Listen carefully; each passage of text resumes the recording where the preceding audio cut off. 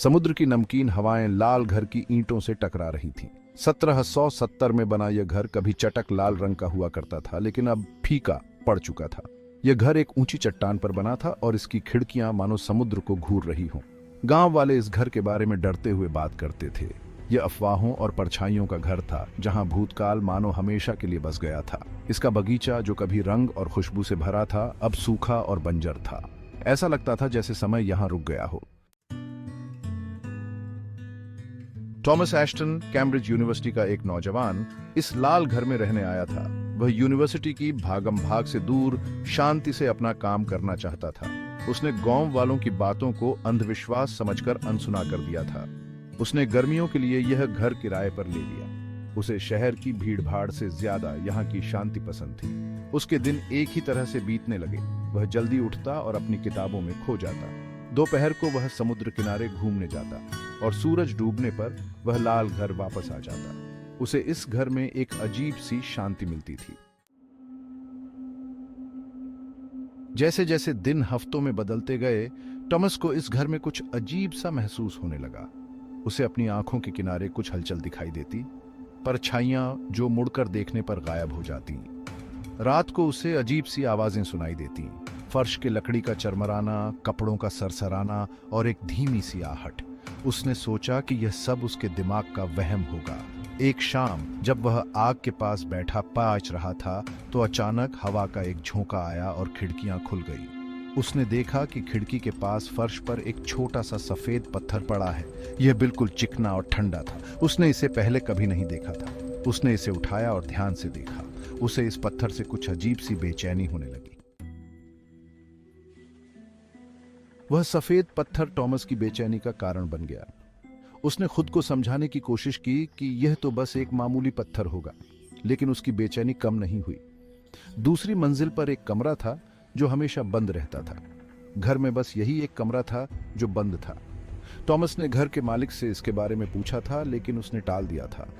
Thomas को उस कमरे के बारे में जानने की बहुत इच्छा थी। वह घंटों उस बंद दरवाजे को देखता रहता और सोचता रहता कि आखिर इसके अंदर क्या होगा। अपनी जिज्ञासा के चलते टॉमस ने उस बंद कमरे का ताला तोड़ने का फैसला किया। उसने खुद को यकीन दिलाया कि वह तो बस अपनी जिज्ञासा मिटा रहा है। उसने पूरी दोपहर ताला खोलने में लगा दी। आखिरकार एक आवाज के साथ ताला खुल गया। वह एक पल के लिए रुका। उसका दिल जोर से धड़क रहा था।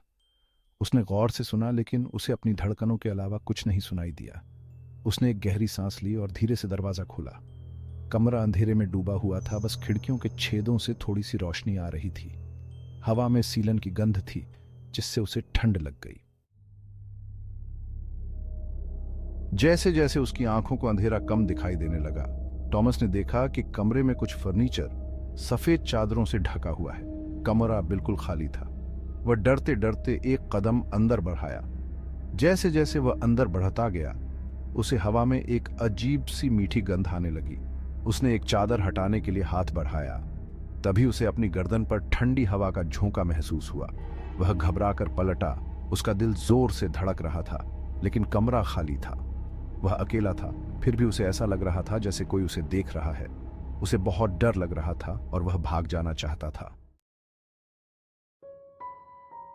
अपने डर के बावजूद टॉमस खुद को रोक नहीं पाया। वह उस बंद कमरे का रहस्य जानना चाहता था। उसने एक और चादर हटाई, जिसके नीचे एक धूल से सनी हुई मेज थी। उस पर कुछ चीजें रखी थीं, एक कलम और दवात, कुछ पीले पन्ने और एक छोटा सा शीशे का टुकड़ा। उसने शीशा उठाया, जो पुराना और धुंधला हो चुका था। उसने देखा कि उसके पीछे कुछ लिखा है, एनाबेल। यह नाम सुनकर उसे अजीब सा लगा। उसने गांव वालों से एनाबेल नाम की एक औरत के बारे में सुना था, जो बहुत साल पहले इसी घर में रहती थी। कहा जाता था कि वह बहुत खूबसूरत थी और एक दुखद प्रेम कहानी के बाद उसने अपनी जान दे दी थी। क्या यह उसका कमरा था?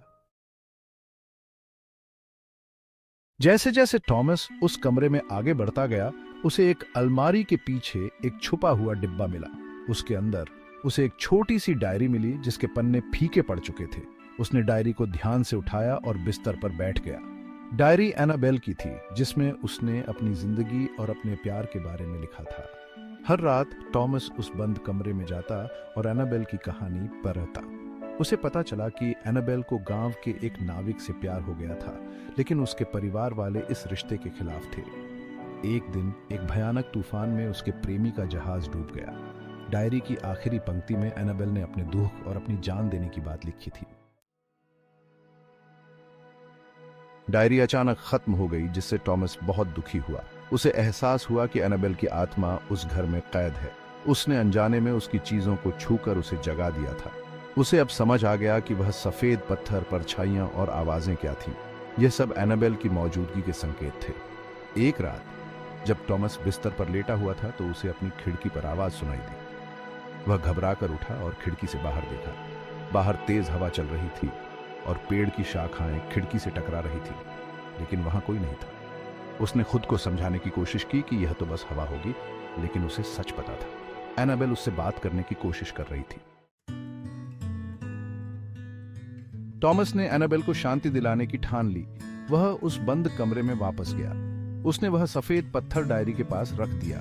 उसने धीरे से एनाबेल से बात की, उसे दिलासा दिया और कहा कि उसकी कहानी ने उसे बहुत प्रभावित किया है।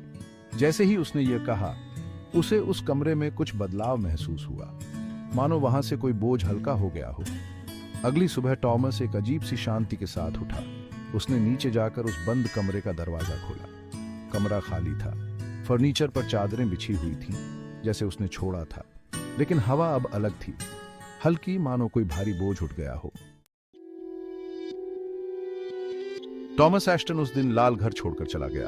वह अपने साथ एनाबेल की कहानी का बोझ लेकर गया। वह उस घर में शांति और ज्ञान की तलाश में आया था, लेकिन वह दुहक की ताकत और शांति के महत्व को समझ कर गया। लाल घर वहीं रहा, समुद्र के किनारे अकेला खड़ा हुआ। गांव वाले अब भी उसके बारे में डरते हुए बात करते थे, लेकिन कुछ बदल गया था। घर के ऊपर से जो भारीपन था, वह अब चला